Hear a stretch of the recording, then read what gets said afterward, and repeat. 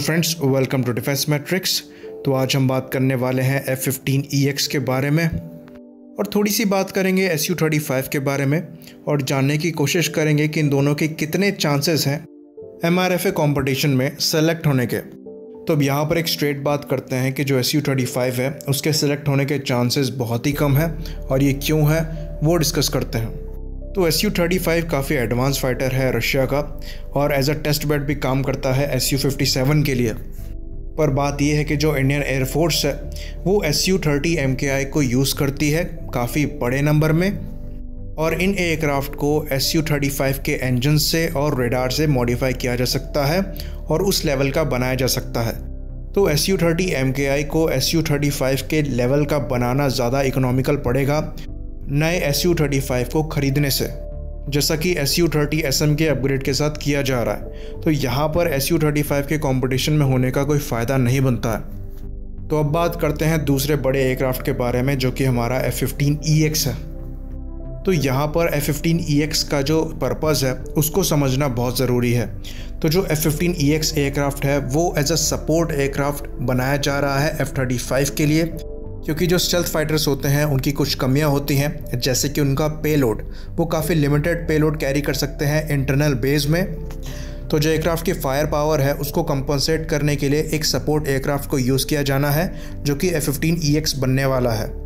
तो फ्यूचर की जो इमेजिनेशन है वो ये है कि F-35 के साथ उसके लॉयल विंगमैन भी फ्लाई करेंगे और साथ में रहेगा आपका Kratos XQ-58 Valkyrie unmanned combat aerial vehicle और उसके बगल में उड़ रहा होगा आपका F-15 अपने पूरे पेलोड के साथ। तो यही रीज़न है कि जो F-15EX है उसकी वेपन कैरिंग कैपेसिटी को बहुत ज़्यादा बढ़ा दिया गया है और अब वो एम्बर रैक्स को यूज़ करता है। इसकी वजह से वो 22 एयर टू एयर मिसाइल एक बार में कैरी कर सकता है, चाहे वो आपकी साइड वाइंडर्स हों चाहे एमरैम्स हों, और साथ ही साथ कैपेबल है फ्यूचरिस्टिक हाइपरसोनिक मिसाइल को फायर करने के लिए। तो जो बोइंग है वो इस एयरक्राफ्ट को ऐसे प्रमोट कर रही है ये कहकर कि ये जो प्रोग्राम है उसको USAF ने फंड किया है और वही सेम टेक्नोलॉजी जो है वो शेयर करने वाले हैं इंडिया के साथ अगर वो MRFA कंपटीशन में जीतता है।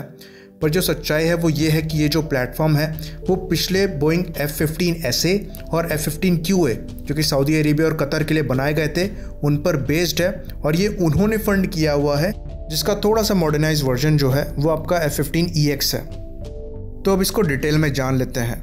बहुत ज़्यादा डिटेल तो अवेलेबल नहीं है पर जितनी है उतनी ही समझ लेते हैं। तो इसका जो कॉकपिट है वो फुली ग्लास कॉकपिट है और ये F-35 styled single multifunctional display के साथ आता है और इसका जो रेडार है वो AN/APG 82V1 AES से रेडार है जो कि AN/APG 79 का जो रेडार प्रोसेसर है उसको यूज़ करता है और जो एंटीना हार्डवेयर है वो AN/APG 63 के V3 वर्जन से लिया गया है जो कि पहले के F-15s में यूज़ होता था। ये भी एक AES से रेडार है और 2007 से सर्विस में है। तो ये एक प्रूवन टेक्नोलॉजी है और काफ़ी रिलायबल है।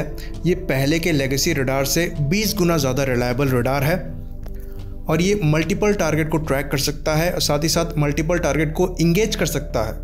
वहीं पर अगर रेंज की बात करें तो ये कहीं पर क्लियरली बताई नहीं है, पर अगर अंदाज़ा लगाया जाए तो ये करीबन 150 से 200 किलोमीटर के आसपास होनी चाहिए 3 मीटर स्क्वायर RCS ऑब्जेक्ट के लिए।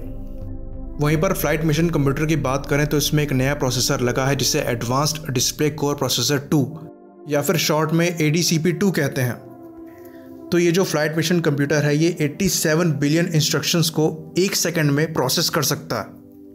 तो ये फ्लाइट मिशन कंप्यूटर बहुत इंपॉर्टेंट है आगे जो एडवांस फीचर्स लगे हुए हैं उनको सपोर्ट करने के लिए, जैसे कि आपका eagle passive active warning survivability system या फिर EPOS हो गया, साथ ही साथ long range infrared search and track system हो गया जो कि आपका पॉड बेस्ड सिस्टम होगा मोस्ट प्रोबेबली, साथ ही साथ जो आपका advance high speed radar communication feature हो गया और जो फ्यूचर में और भी अपग्रेड होंगे उन सब को सपोर्ट करने लायक इस फ्लाइट मिशन कंप्यूटर की कैपेबिलिटी को रखा गया है।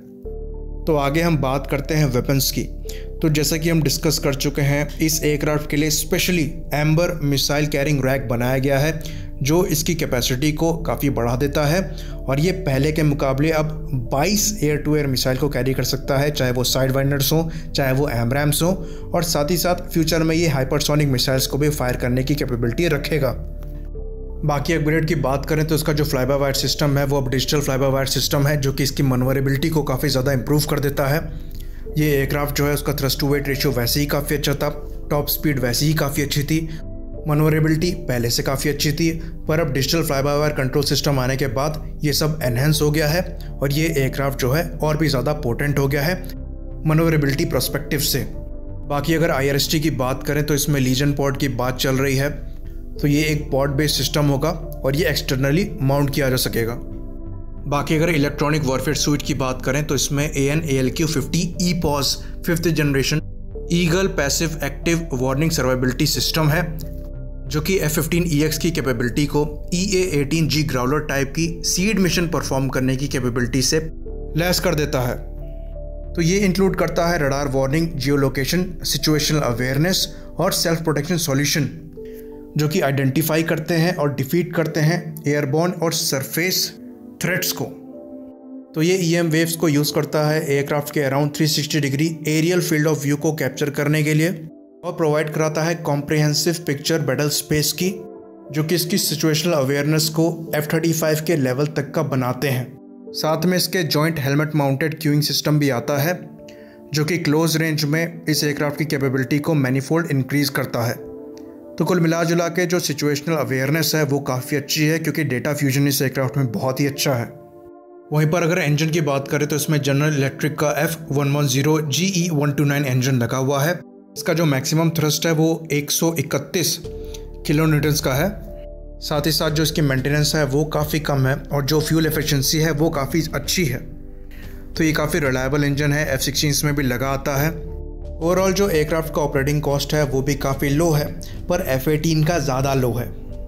तो अगर देखा जाए तो ये काफ़ी अच्छी चॉइस हो सकता है इंडियन एयरफोर्स के लिए, पर पर्सनली इसके चांसेस कम लगते हैं। जहाँ तक लगता है कि जो MRFA कंपटीशन है उसको स्क्रैप कर दिया जाएगा और 36 और रफाल ले लिए जाएंगे। इसी बात पे इसे ख़त्म करते हैं। लाइक करिए, सब्सक्राइब करिए। जय हिंद।